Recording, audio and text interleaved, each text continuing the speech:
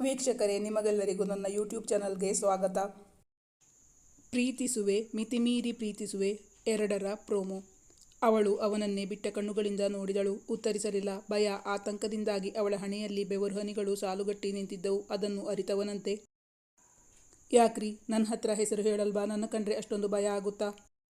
ಈ ಕಾಡಿನ ಮಧ್ಯೆ ಕಾಡು ಪ್ರಾಣಿ ಥರ ಕಾಣ್ತೀನಾ ನಾನು? ಅದಕ್ಕ ಇಷ್ಟೊಂದು ಭಯಪಡ್ತಾ ಇರೋದು ನೀವು?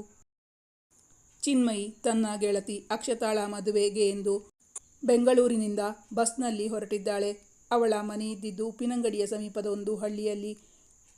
ಅವಳು ಮನೆಯ ಅಡ್ರೆಸ್ ಕಳಿಸಿದ್ದಳು. ಬಸ್ ಇಳಿಯುವ ಜಾಗಕ್ಕೆ, ನಮ್ಮ ಡ್ರೈವರ್ ಬರ್ತಾನೆ ಕಣೆ, ನಮ್ಮ ಜೀಪ್ ನಂಬರ್ ನಿಂಗೆ ಕಳಿಸ್ತೀನಿ. ನೀನು ಬಸ್ನಿಂದ ಇಳಿಬೇಕಾದ್ರೆ ಅಲ್ಲಿ ಜೀಪ್ ನಿಂತಿರುತ್ತೆ, ಅದಕ್ಕೆ ಹತ್ತಿದ್ರೆ ಆಯಿತು. ನೀನು ಬರಲೇಬೇಕು, ತಪ್ಪಿಸಿಕೊಳ್ಳುವ ಹಾಗಿಲ್ಲ. ಒಂದು ವೇಳೆ ತಪ್ಪಿಸಿಕೊಂಡ್ರೆ ನಾನು ಮತ್ತು ನಮ್ಮವರು ಇಬ್ಬರು ನಿನ್ನ ಮದುವೆಗೆ ಬರಲ್ಲ ಎಂದು ತಾಕೀತು ಮಾಡಿದ್ದಳು. ಆದ್ದರಿಂದ ತಪ್ಪಿಸಿಕೊಳ್ಳುವಂತಿರಲಿಲ್ಲ. ಮತ್ತೆ 10 ಕಿಲೋಮೀಟರ್ನಷ್ಟು ಕಾಡಿನ ಒಳಗೆ ಸಂಚರಿಸಬೇಕಾಗಿತ್ತು.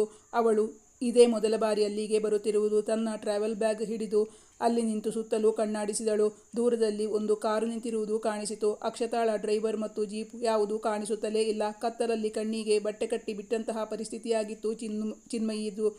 ಅವಳ ಜೊತೆ ಬಸ್ಸಿನಿಂದ ಇಳಿದವರೆಲ್ಲ ಆಗಲೇ ಚದುರಿ ಹೋಗಿಯಾಗಿತ್ತು. ಅಪರಿಚಿತ ಜಾಗ. ಅವಳಿಗೆ ಏನು ಮಾಡಬೇಕೆಂದು ತೋಚದೆ ಅತ್ತಿತ್ತ ನೋಡಿದಳು. ತನ್ನ ಸೆಲ್ಫೋನ್ ತೆಗೆದು ಗೆಳತಿಯ ನಂಬರ್ಗೆ ಕಾಲ್ ಮಾಡಿದಳು. ಬೆಳಗಿನ ಜಾವ 8 ಗಂಟೆ ಕಳೆದಿತ್ತು. ಅವಳು ಸೂರ್ಯವಂಶದವಳಾದ್ದರಿಂದ ಅವಳು ಎದ್ದಿದ್ದಾಳೋ ಇಲ್ಲವೋ ಕರೆ ಸ್ವೀಕರಿಸಲೇ ಇಲ್ಲ. ಈಗ ಯಾರೂ ಬಾರದಿದ್ದರೆ ತಾನು ಹೋಗುವುದಾದರೂ ಎಲ್ಲಿಗೆ, ಹೇಗೆ? ಒಂದು ವೇಳೆ ಯಾರೂ ಸಿಗದಿದ್ದರೆ ತಾನು ಮರಳಿ ಬೆಂಗಳೂರಿಗೆ ಹೋಗುವ ಬಸ್ಸು ಹತ್ತಿಕೊಂಡು ಮನೆಗೆ ಹೋಗಬೇಕು. ದಿನಕರನು ಆಗಲೇ ತನ್ನ ಪ್ರಭಾವವನ್ನು ಬೀರಲು ಆರಂಭಿಸಿದ್ದ. ಬಸ್ನಲ್ಲಿ ಬರುವಾಗ ಹೊಟ್ಟೆ ತೊಳಸಿ ವಾಂತಿಯಾಗಬಹುದು ಎಂದು ಏನೂ ತಿಂದಿರಲಿಲ್ಲ. ಹೊಟ್ಟೆ ಬೇರೆ ಹಸಿಯುತ್ತಿತ್ತು. ಬಾಯಾರಿಕೆ ಒಂದು ಕಡೆ. ಏನು ಮಾಡಬೇಕೆಂದು ತೋಚದ ಚಿನ್ಮಯಿ ಅತ್ತಿತ್ತ ನೋಡುವಾಗ, excuse me madam, can I know your sweet name please? ಧ್ವನಿ ಕೇಳಿ ಅತ್ತ ತಿರುಗಿದಳು ಚಿನ್ಮಯಿ. ಕಡು ನೀಲಿ ಬಣ್ಣದ ಜೀನ್ಸ್ ಪ್ಯಾಂಟ್, ತಿಳಿ ನೀಲಿ ಬಣ್ಣದ ಟೀ ಶರ್ಟ್, ಮೇಲೆ ಒಂದು ಜಾಕೆಟ್ ಹಾಕಿಕೊಂಡಿದ್ದ. ಗುಂಗುರು ಕೂದಲಿನ ಚಿಗುರು ಮೀಸೆಯ ತುಂಟ ಕಣ್ಣುಗಳ ಆಕರ್ಷಕ ವ್ಯಕ್ತಿಯೊಬ್ಬ ಅವಳ ಬಳಿ ಬಂದಿದ್ದ. ಒಮ್ಮೆ ನೋಡಿದರೆ ಮತ್ತೊಮ್ಮೆ ನೋಡಬೇಕೆನ್ನುವ ಸುಂದರ ಯುವಕ. ಒಂದೇ ಒಂದು ಬಾರಿ ಅವನನ್ನ ನೋಡಿದಳು. ಅವನ ಆಕರ್ಷಕ ವ್ಯಕ್ತಿತ್ವಕ್ಕೆ ಮನಸೋತು ಹೋದಳು ಚಿನ್ಮಯಿ. ಹಾಗಾದರೆ ಅವಳ ಬಳಿ ಬಂದವನಾರು?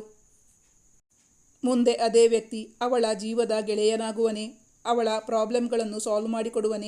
ವೀಕ್ಷಕರೇ, ಈ ಕತೆ ನಿಮಗೆ ಇಷ್ಟ ಆದರೆ ಆದಷ್ಟು ಕಮೆಂಟ್ ಮಾಡಿ ತಿಳಿಸಿ. ಮುಂದಿನ ಸಂಚಿಕೆಯಲ್ಲಿ ವೀಕ್ಷಿಸಿ. Thank you for watching.